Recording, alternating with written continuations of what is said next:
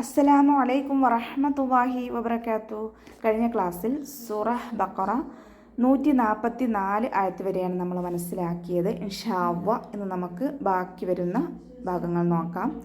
ബിസ്മില്ലാഹിർ റഹ്മാനിർ റഹീം.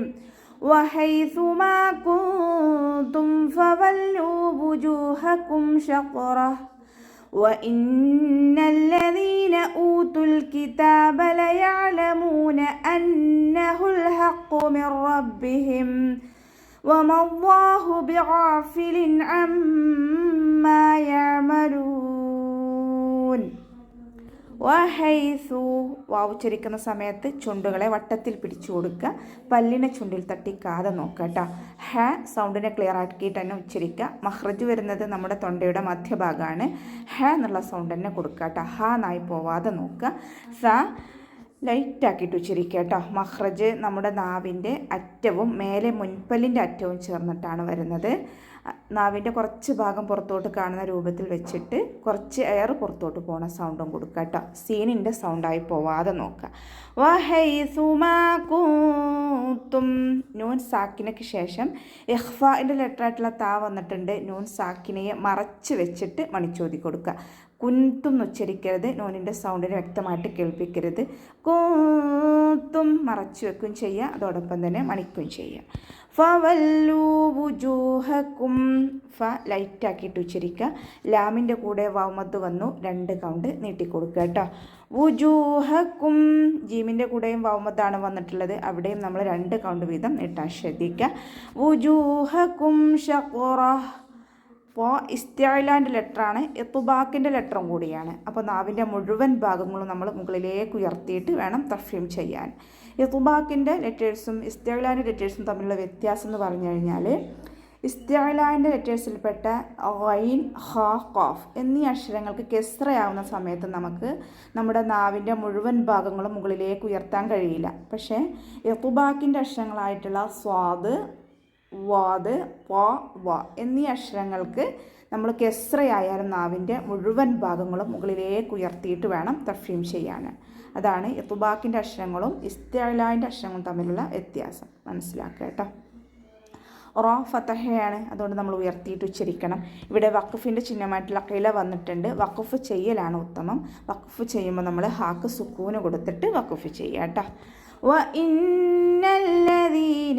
വാവ് ഉച്ചരിക്കുന്ന സമയത്ത് ചുണ്ടുകളെ വട്ടത്തിൽ പിടിച്ചിട്ട് ഉച്ചരിക്കുക. നൂനിന് ശ്രദ്ധ വന്നു. അക്മൽ ഉന്നനാണ്, നന്നായിട്ട് മണിച്ചു കൊടുക്കുക. ലാമിന് ശ്രദ്ധ വന്നിട്ടുണ്ട്. 2 അക്ഷരങ്ങൾ ഉച്ചരിക്കുന്ന കനം കൊടുക്കണം, മണിക്കാതെ നോക്കുക കേട്ടോ. ദാലിൻ്റെ കൂടെ യാമദ് വന്നു 2 കൗണ്ട് നീട്ടാൻ ശ്രദ്ധിക്കുക. ദാലിൻ്റെ സൗണ്ടിനെ ക്ലിയർ ആക്കി കൊടുക്കുക. ദാലിൻ്റെ സൗണ്ടായി പോവാതെ നോക്കുക കേട്ടോ. മഹ്റജ് വരുന്നത് നമ്മുടെ നാവിൻ്റെ അറ്റവും മേലെ മുൻപല്ലിൻ്റെ അറ്റവും തന്നെയാണ്, ശ്രദ്ധിക്കുക. ഊതുൽ കിതാബ ഹംസയുടെ കൂടെ വൗമദ് വന്നു 2 കൗണ്ട് നീട്ടി കൊടുക്കുക. താഇൻ്റെ കൂടെ വന്നിട്ടുള്ള വൗമദിനെ നമ്മൾ കൂട്ടി ഒതുമ്പോൾ കട്ട് ചെയ്തിട്ട് ഉച്ചരിക്കുക. ഹംസത്തുൽ വസ്ൽ വന്നല്ലോ, ഹംസത്തുൽ വസ്ലിന് മുന്നേ ഏത് മദ് വന്നാലും നമ്മൾ കട്ട് ചെയ്തിട്ട് ഉച്ചരിക്കുക കേട്ടോ. താ കൂടെ അലിഫ് സോയറയാണ് വന്നിട്ടുള്ളത്. ചെറിയ മദ്ദിനെ കണ്ടാലും നമ്മൾ 2 കൗണ്ട് നീട്ടിക്കൊടുക്കുക. ഊതുൽ കിതാബ ലയഅലമൂൻ അയിൻ ഖൽഖല ലെറ്ററില്ലാത്തത് കൊണ്ട് ഹാഫ് സുക്കൂന് കൊടുക്കാൻ ശ്രദ്ധിക്കുക. മീമിൻ്റെ കൂടെ വൗമദ് വന്നു 2 കൗണ്ട് നീട്ടിക്കൊടുക്കുക കേട്ടോ.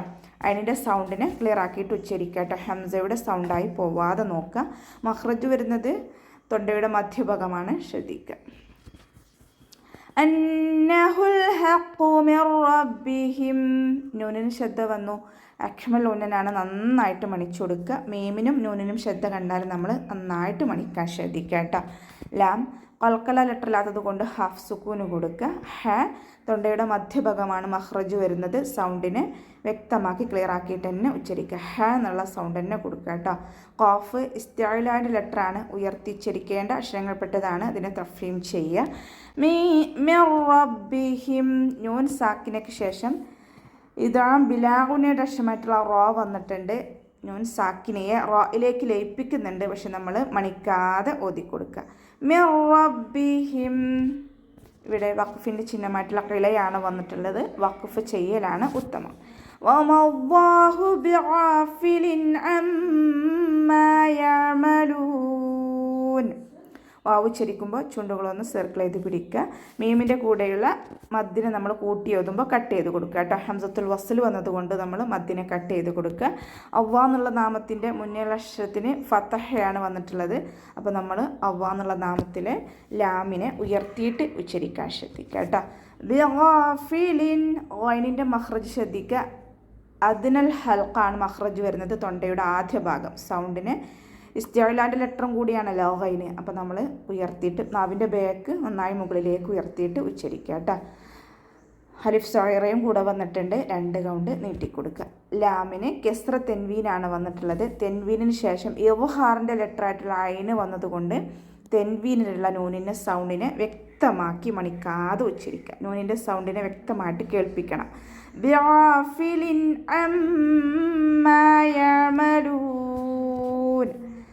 അതിൻ്റെ സൗണ്ട് വ്യക്തമാക്കിയിട്ട് കൊടുക്കുക കേട്ടോ. ഹംസയുടെ സൗണ്ടായി പോവാതെ നോക്കുക.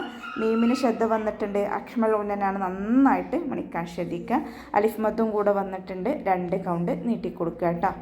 യഅമലൂൻ അതിൻ്റെ സൗണ്ട് ക്ലിയർ ആക്കിയിട്ട് ഉച്ചരിക്കുക. കൽക്കല ലെറ്ററില്ലാത്തത് കൊണ്ട് ഹാഫ് സുക്കൂന് കൊടുക്കാനും ശ്രദ്ധിക്കുക. അവസാനത്തിൽ മദ് ആരിൽ സുക്കൂനിൽ വഖഫ് ചെയ്യുമ്പോൾ 2, 4, 6 കൗണ്ട് വീതം നീട്ടി വഖഫ് ചെയ്യുക കേട്ടോ. അപ്പോൾ നമുക്ക് ഇവിടെ വെച്ചിട്ട് അവസാനിപ്പിക്കാം. അസ്സലാമു അലൈക്കും വറഹ്മത്തുള്ളാഹി വബറകാതുഹു.